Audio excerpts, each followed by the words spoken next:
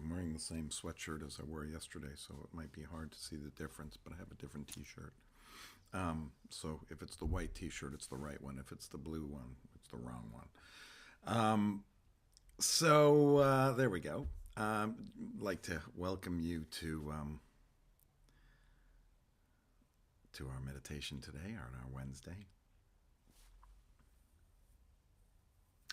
We're really looking at Passover this week and some of the themes and ideas out of Passover.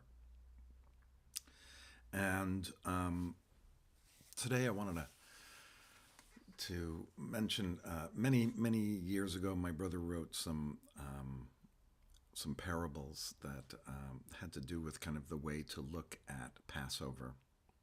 And one of the stories he wrote from Jewish tradition is this king has two sons, or two daughters, two children. Hello, sis. And he calls them in and he says, "I have a gift for the two of you." He gives them a bucket. It has raw flax and wheat in it, just like stalks of wheat. And one of the sons, I'm going to just say the sons just because that's the way the story's written.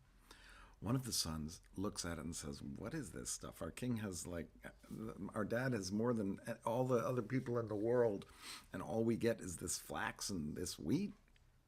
What am I going to do with this?" And he takes it and he puts it in the closet and he goes out and plays.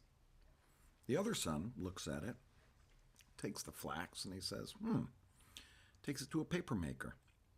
And they wet it, they roll it out, they stomp on it, and they make it into a piece of parchment. And then on that parchment, he draws a beautiful picture. And then he takes the wheat, and he goes down to the baker in the kitchen, and they take the wheat and they grind it down and they add to it and they blah blah blah blah blah and make a cake out of the wheat.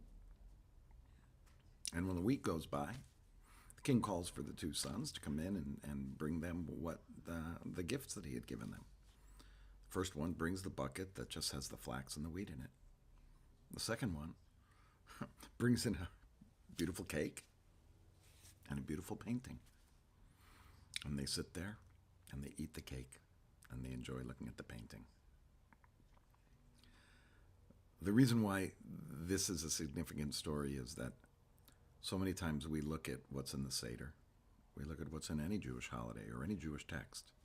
And we say, what is this? It's just a text. What's the big deal?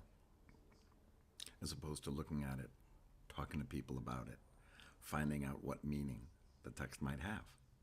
Or if we look at the Seder, the Seder is made up of this and this and this and this and this, and you could even be like, "Oh my God, it's so boring. What am I going to do with that?" Or you can take the different parts of the Seder and you can make it into something beautiful. You could be creative with it. You can take the bare bones of what it is and you can make something out of it.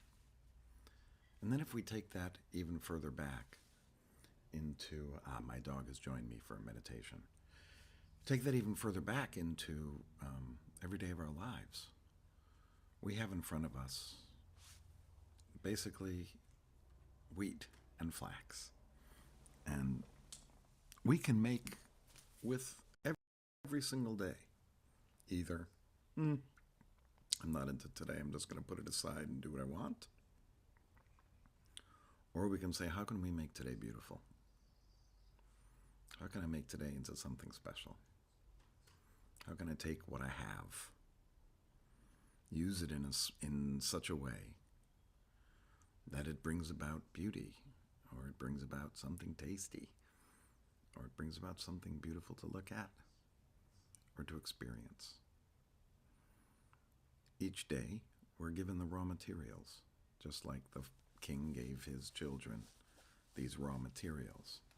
What they do with those raw materials makes all the difference in the world as to the color that happens in their lives. Now, that being said, I know that that son that just took the flax and the wheat is always kind of considered like an evil one, right? Who didn't really care.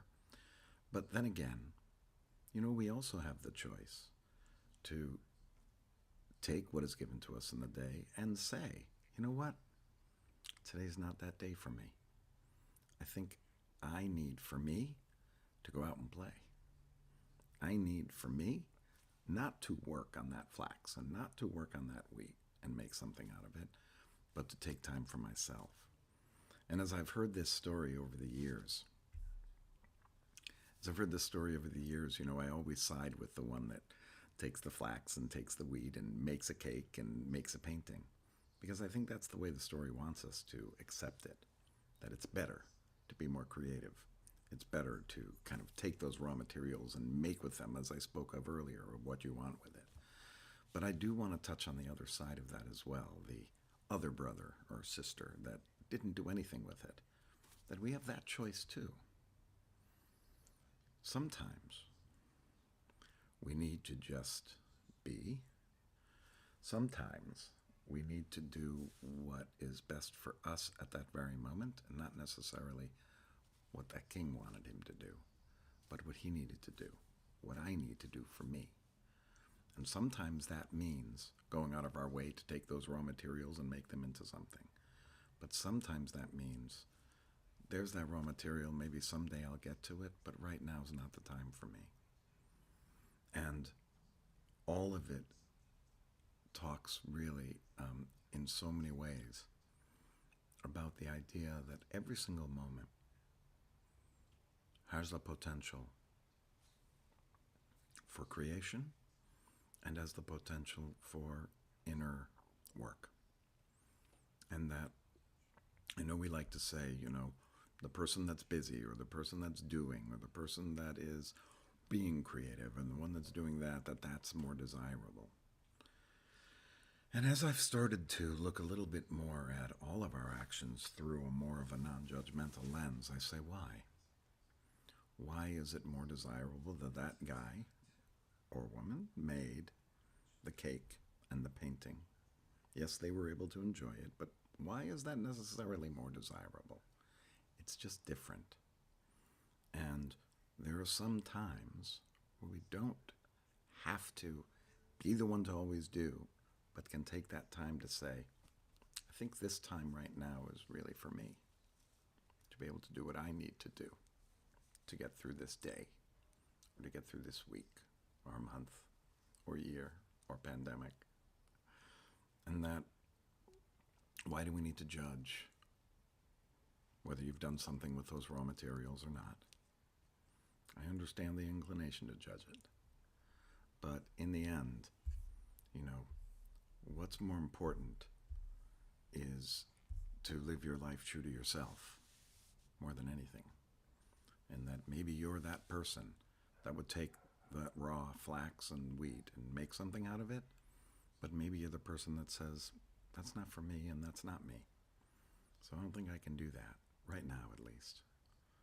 So I guess, in some ways, I've always used that story as, make what you can out of the Seder.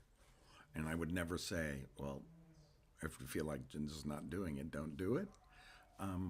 But you don't have to do a Seder that's the most creative one. You don't have to do one that calls upon all these different, resources to enlighten everybody in the room. That sometimes the raw materials of the Seder are enough to be able to bring us through it. There were a lot of people that went into making those rituals that are involved in the Seder. And so those raw materials could be enough for you. Perhaps it's not. But I guess this really is the permission to, more than anything, be true to yourself and what you need at this moment. And as I say that, we're going to now go to our quiet time. And again, it could be that you use this time to find that stillness and peace, but it may be that what you need right now is to do heavy breathing. It could be right now what you need is to say something over and over to yourself in your mind. And I don't want to say that, oh, you're doing it wrong if you're doing that, or you really need to stick to this regimen, or this is the only way to do it. Whatever is important for you to do on this day, during this time, I invite you to do that. And we are going to go quiet, and we are going to breathe, and we are going to concentrate on our breath. But if you feel as we're doing that you need something else, like even if it's to, you're feeling tense and you want to feel a little more calm, to say to yourself, feel calm, be calm. And you want to say that over and over to yourself. There's nothing wrong with that. There really are no rules to this, technically. So let's get ourselves into a position that's comfortable. Get strong. I think that's my yawn, so I'm ready.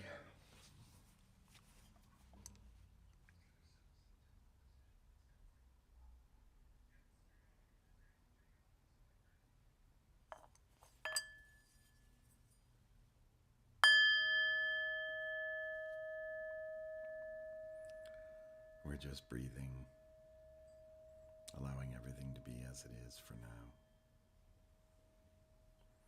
Just trying to find a place to just be, so that we can come back into the world in 20 minutes and accomplish what we need to or not. So bring yourself to a strong, comfortable position.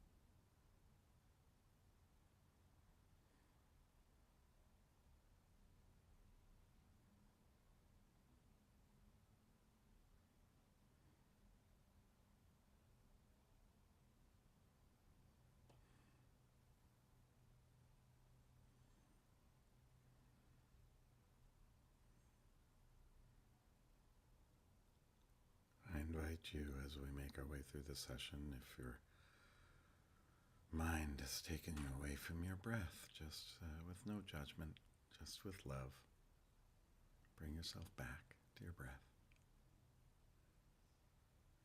Feel what it's like in your body.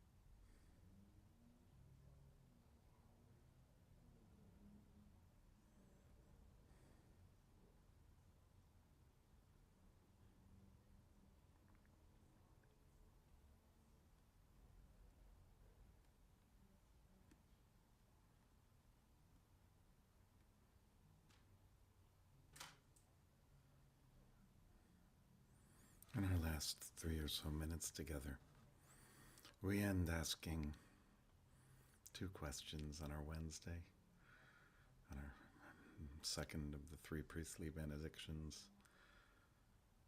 May God's face shine on you, and may God be good to you. That shining, we say, may I feel luminous. May I feel loved. May I feel luminous, shining and glowing and filled with light. May I feel loved. Feel like there is love for me in the world. May I feel loved. May I feel luminous.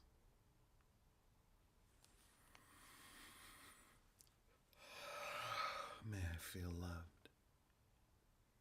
May I feel luminous. May I feel luminous. May I feel loved. May I feel luminous. May I feel loved. May I feel loved. May I feel luminous. May I feel loved. May I feel luminous.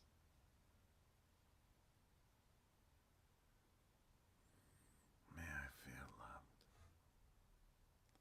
May I feel luminous.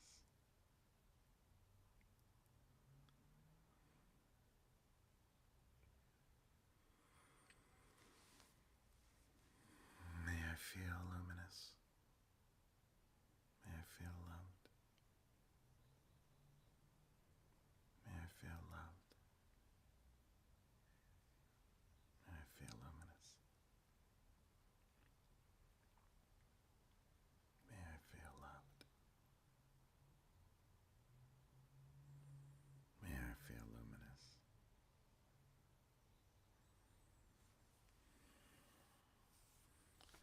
And I invite you for our last moments just to get in touch with your breath one last time. To feel around you. Take in the sounds. Take in the feeling of your body. Take in your breath.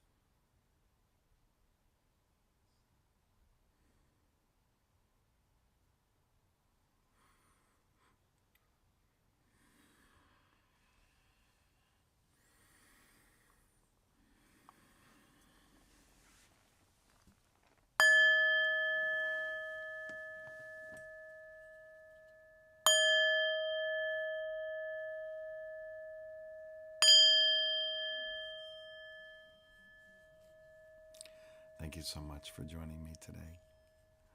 I hope that you were able to find some stillness and some peace.